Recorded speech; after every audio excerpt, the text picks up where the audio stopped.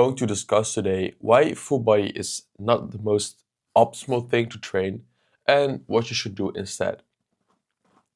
The quick answer to why full body is not what I would recommend you, it is too basic.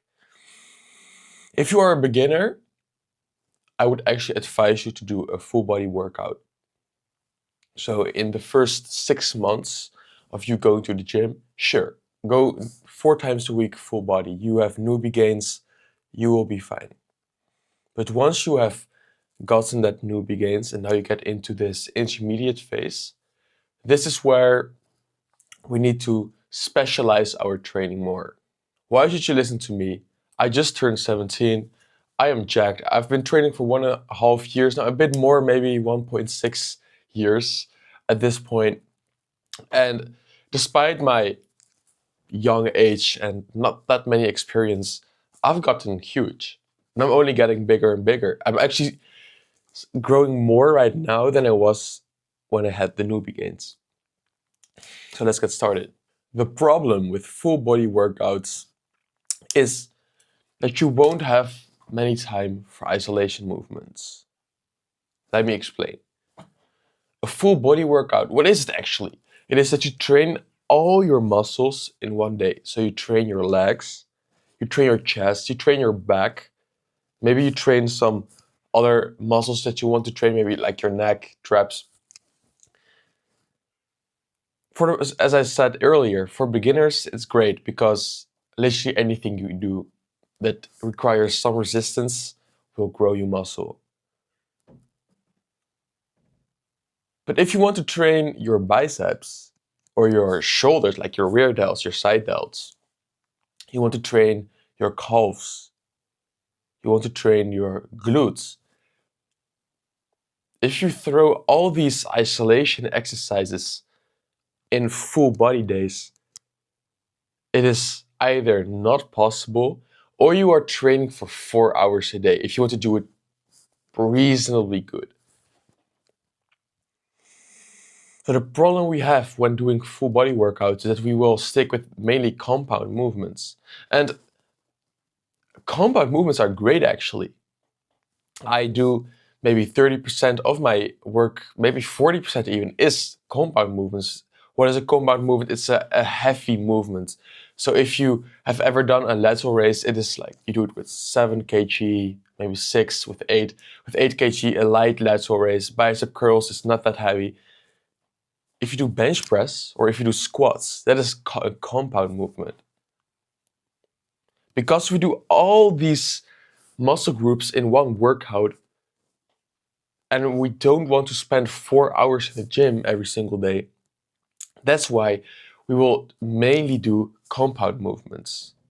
So what would a full body day look like for you? Maybe you start off with benching, then you do pull-ups, then you do deadlifts, and then you do a row, and that's it.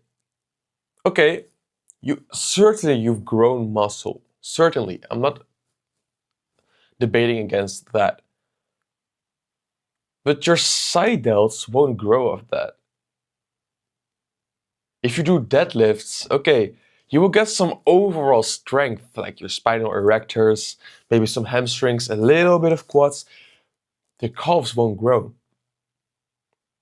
Once again, you can supplement with that, but then suddenly you are 4 hours in the gym, and I'm not exaggerating. So what is the better option?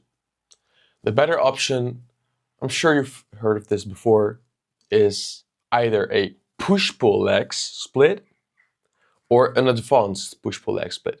So push-pull legs is the first day you train your push muscles. So what are the push muscles? Your chest, you push something away. Your triceps, well, okay, it's extending, but you get what I mean. You're pushing it away. It's not like you're pulling, you're pushing something away. And your shoulders, because here, look what I do. I'm pushing my shoulders out. Those are the pushing muscles. The push-pull, pull is everything that you pull. So that is your back. It's your biceps and your forearms. You can count as well.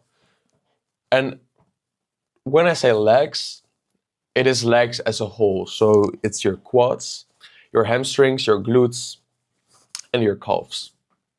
And one of the reasons that I like the push-pull legs, or I'm doing the advanced push-pull leg split, I will explain what my scheme looks like in a bit. Why I like it so much is it addresses and reverses the second issue that we will see when we're doing a full body split, and that is your muscles just won't rest enough. When you are doing full body, well, you shouldn't go to the gym at less than 3 times a week. So at minimum, you're training 3 times a week. That means that 3 times a week, you're training your chest. That means that 3 times a week, you're training your legs.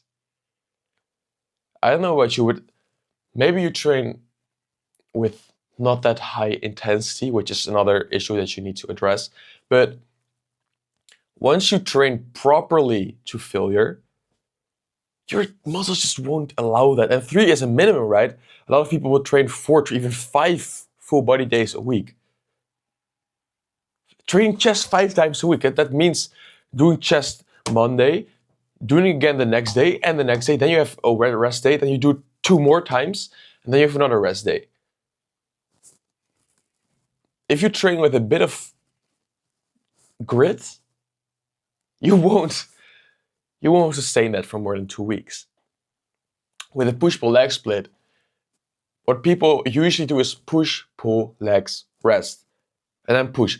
What that means is you do a push workout, then you have pull, legs, rest. You have 3 full rest days for your chest to recover, and then on the 4th day, you train your chest again. So you have an adequate time for your muscles to grow. So maybe you do get a stimulus on the full body because you do it so often, there's a lot of stimulus. But if you never give your body time to recover and grow, it just doesn't make sense. Probably you go to the gym, not just for going to the gym. Probably you want to either get some of the health benefits, or you want the muscles to attract females, get more respect from guys, feel better about yourself, etc. The push-pull leg split is great, but it has one issue. Even the push-pull leg split will not allow you to isolate all the small muscles that you will need for some bodybuilding purpose. Your neck, your traps, well, they get kind of hit when doing a face pull or when doing a row, but not that. It is a compound movement then. It just a little bit of stimulus, not that much. Your abs, these are small muscles that won't get hit in a regular push-pull leg split. And that is why I have the advanced push-pull leg split, which is push-pull legs. And I kind of play around, so I do not do push-pull legs. I will explain how in a minute.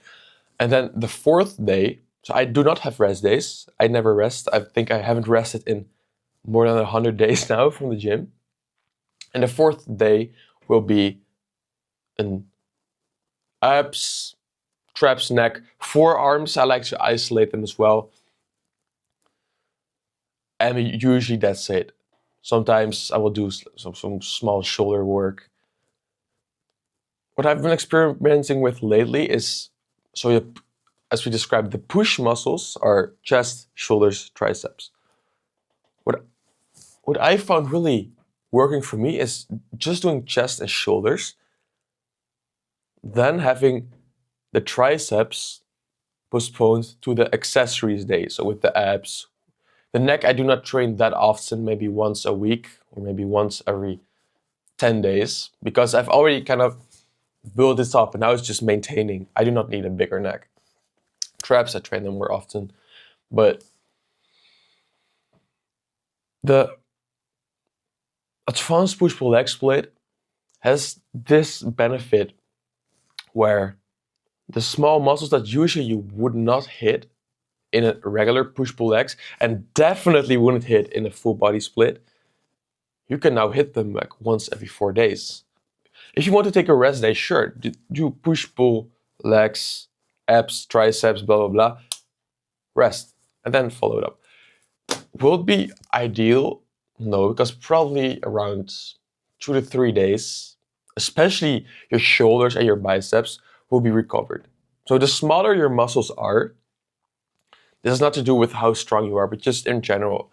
Legs are a bigger muscle group than shoulders and biceps. Your back is a bigger muscle group, right?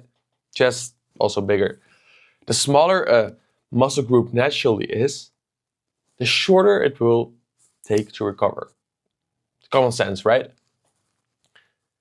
So your shoulders, you can train them more often. You can train them maybe every other day. Your biceps, you potentially could train them every other day. These are all things to consider. So maybe you start your scheme with a pull, then you do a push, like I described, shoulders, chest. Then you do a leg day, and on the fourth day, with accessories, you also train your shoulders, and then maybe one of the muscle groups, maybe training abs for you is not that interesting. Maybe you already have like a decent abs, and you can just maintain them with some squats, just squeezing them. That's fine. This is something, it's not good or wrong. You need to experiment this for yourself. So if you have been doing a full body workout split, it might be smart to consider a different split, especially if you've been hitting a plateau, you are not really growing that much. Switching things up a bit can be helpful for you. If you want personal coaching from me, just comment below. In the near future, I want to start a school community. So this is where I will make a bunch of private videos that normal people will not get access to. And for $19 a month, you get access to whole courses. I will make an entire course on diet, an entire course on training with tips such as these on the workout split. And of course, I will then kind of edit them nicely so it will be more fun to watch, because these are just raw videos. Those will be slightly edited. Yeah, again, personal access to me. You can ask questions where I can make videos about. So if that is something that sounds interesting to you, please let me know. That's it, man. I'm going to record one other video and then I'm heading to the gym. So I have the abs, triceps, traps, and forearms today. I'll see you soon.